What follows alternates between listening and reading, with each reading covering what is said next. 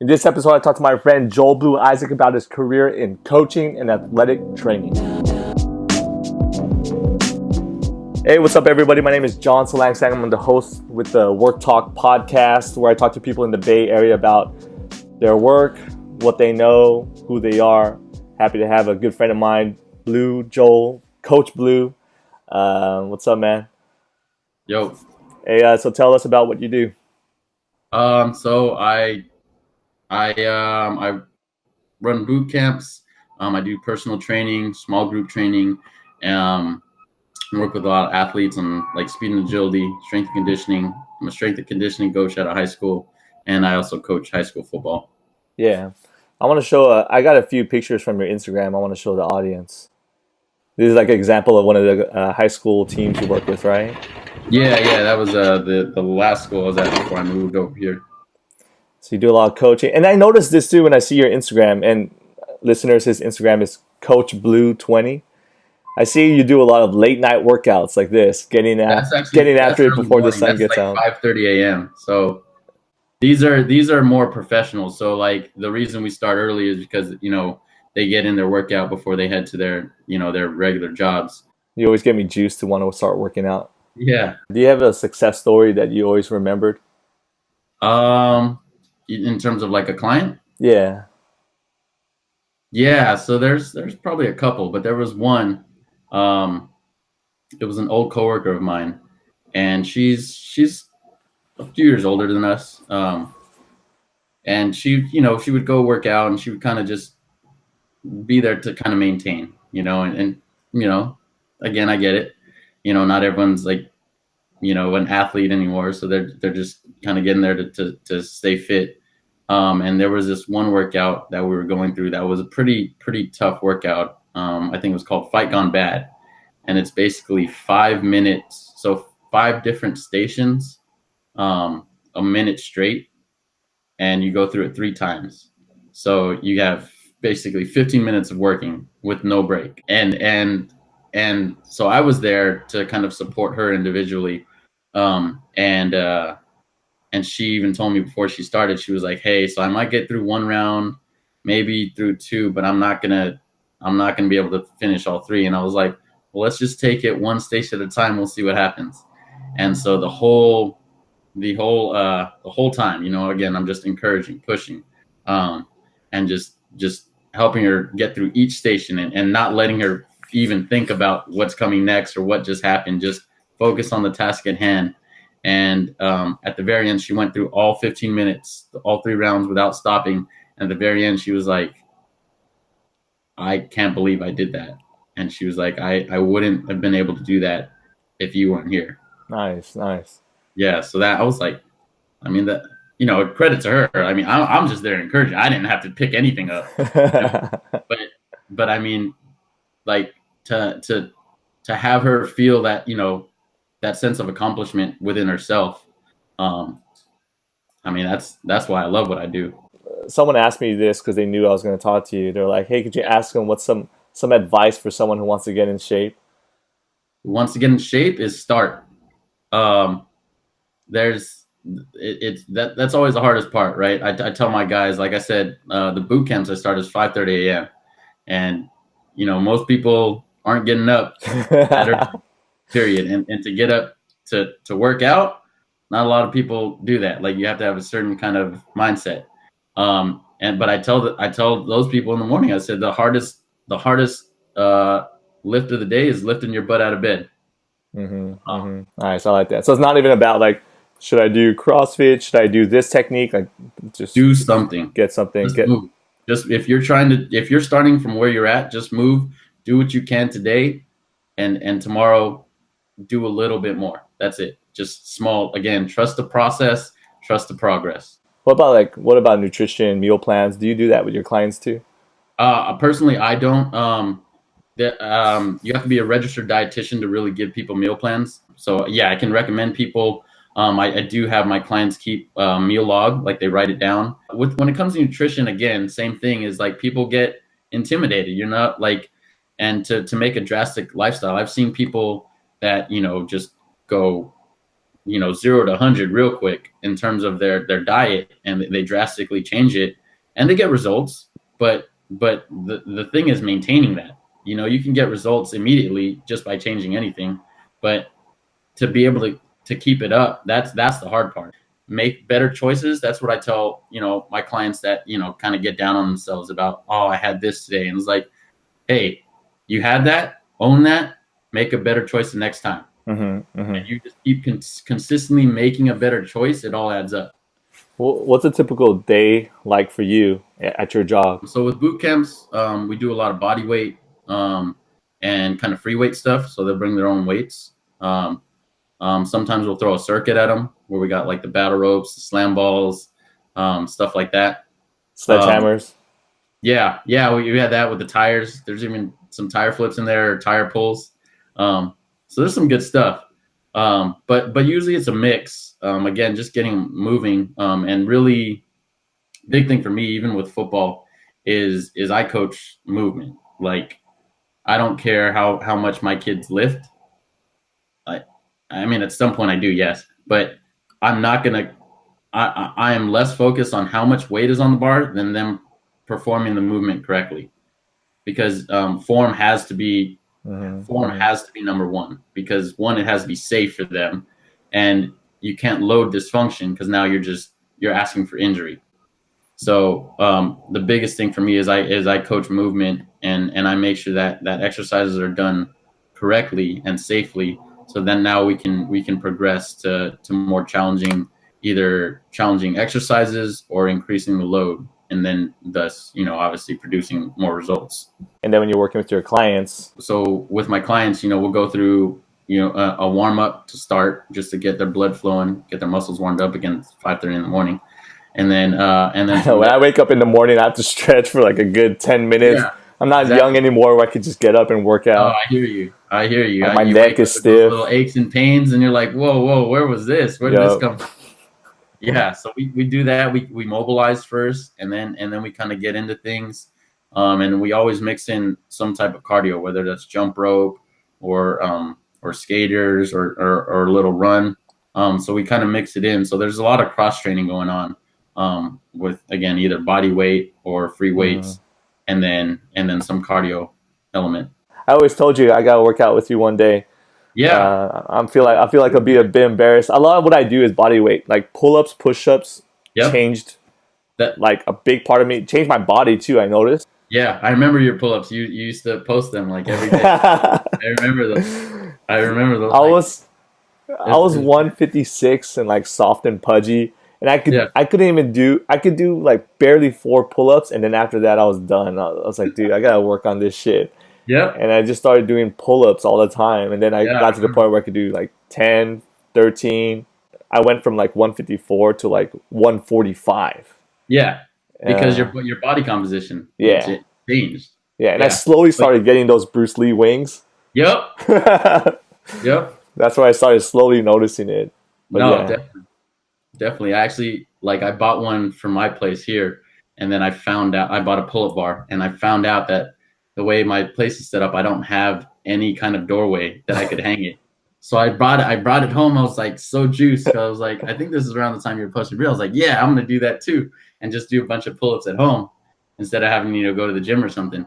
And I came back home and I looked around. I was like, damn it. Can't put it anywhere. Oh, it was bad. Yeah, I was pretty sad about that. Could you just tell us about how you got into this, like your backstory?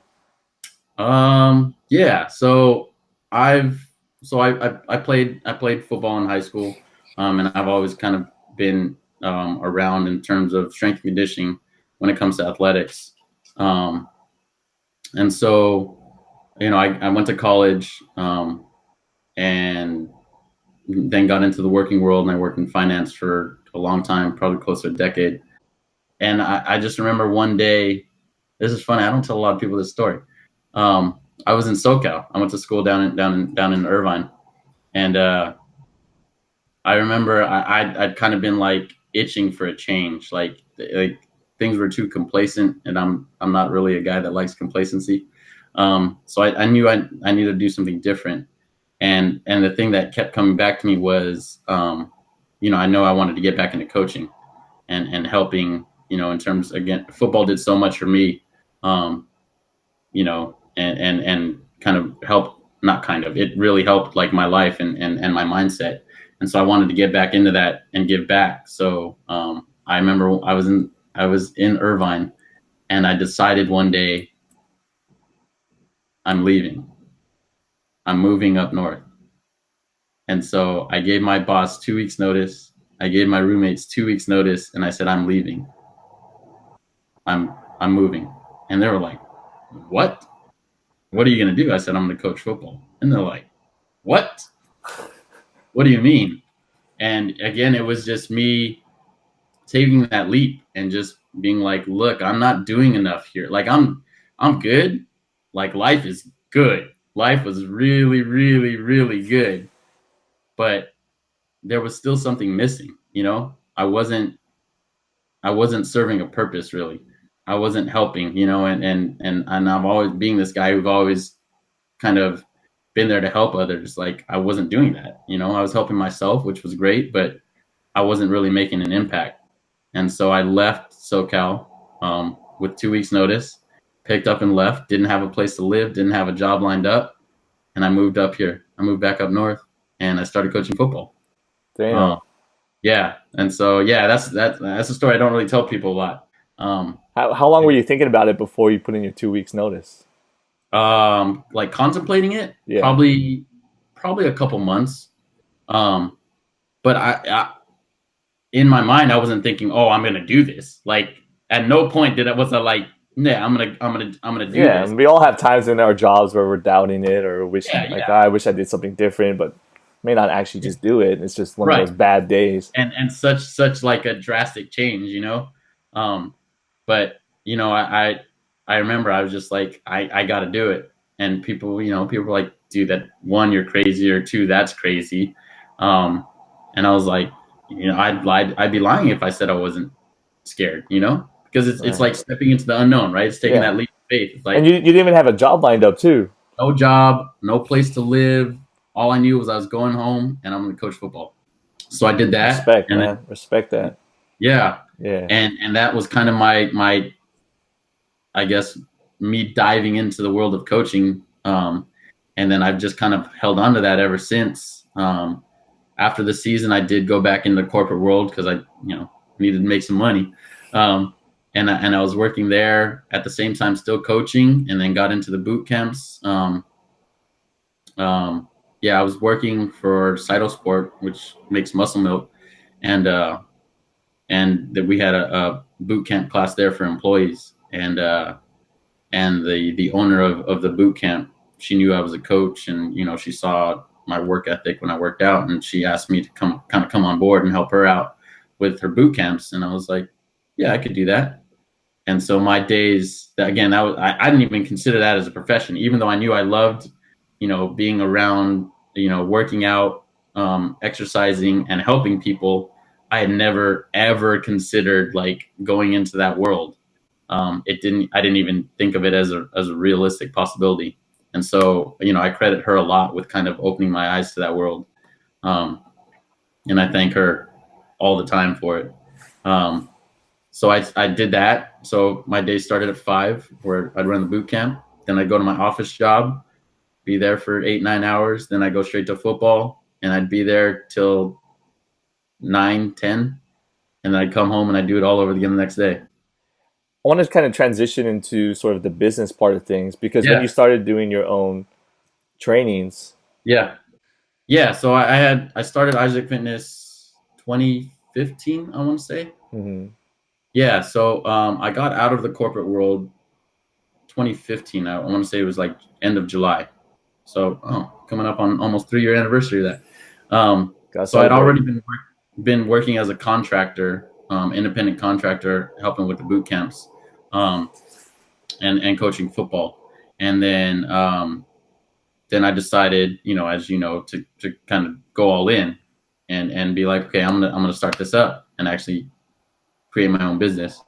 And so I did that. I created Isaac Fitness in 2015, and I got it off the ground, and I was doing pretty well. I had a couple actually different spaces up here that I was working out of, a number of clients, and it was good, but it was also tiring. I remember 2016, I worked for 365 days. No vacations. No time off. I didn't even know there were holidays coming up. I don't think I did anything for my birthday. Oh no, that's not true. On my birthday, I invited people out here to work out.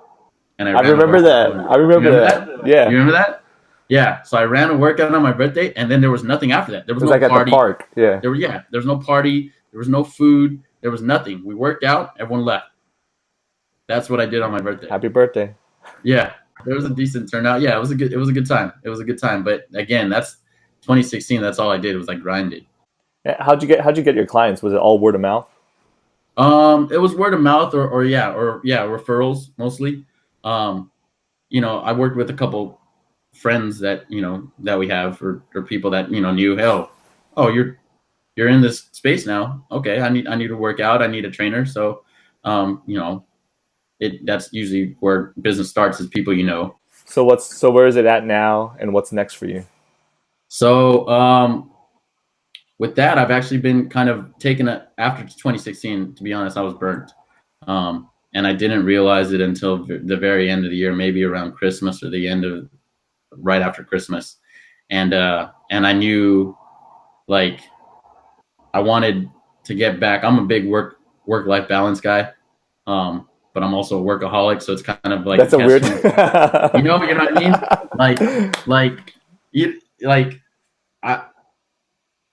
I love my friends, I love my family. I love spending time with the people I care about in my life, and I didn't make time for that at all in 2016. And so I wanted to get back to kind of some kind of balance with that. So I backed off of chasing one-on-one clients. I still do group training. I still work with a lot of my athletes outside of football or even other athletes. And that's kind of where it transitioned to, is working more with young teens and even middle schoolers, working more with athletes as opposed to general population, helping them because, again, their goals are probably more focused than general population that just want to work out to kind of maintain. They kind of had more goals, and so it was easier to kind of get them to relate and buy into my mindset of, hey, we're not just here to just go through the motions. Like, we're here for a purpose. We're here for a reason. That's kind of where the business has transitioned to. So it's finding that time now where I can do that while still coaching football, because those hours kind of overlap a lot. So it's finding that, but yeah, working with athletes is more where the business is transitioned to. Got it. Yeah, it's a tricky thing from trying to keep doing all the things you're trying to do. Yeah, and I can relate to with all that, with all the stuff I do, the podcast. Oh yeah, I mean, you do a lot, man, and I noticed all the stuff you do, and when you're in a project, again, I've known you for a while, so when you're in a project, like, you're in. Yeah, whether it's this or playing Super Smash Brothers. I get hooked on something. You become great at it. Like, that's just that's how you, like, because you immerse yourself in it, you're obsessed with it, and you just become good at it. I remember you're the one that taught me how to do the Rubik's Cube. Shit, right? I forgot about that. Yeah, you forgot about that. And now every time I do it, people are like, "Oh man, that's crazy." I was like, "No. You think that's crazy? Someone taught me how to do this. Figured it out. Like, that's crazy." Hey man, I appreciate the kind words. I respect all the stuff you're doing and hearing your story and seeing where you're at now. And I'm just excited to see what happens, like, a year from now or 2 years from now. Definitely. Again, I'm kind of focusing on what the next step is and kind of getting it ready. So I too am excited for, I guess, the rebranding, the relaunch of the rebranded business and seeing where that takes me. Yeah, man. Sounds good. All right. I'm wrapping up the podcast, but I appreciate you spending your time, man. I appreciate it, man. Thanks, John. If you enjoyed this episode, leave a comment, send me a message, and share it with someone you think will find value from this. Thanks for listening.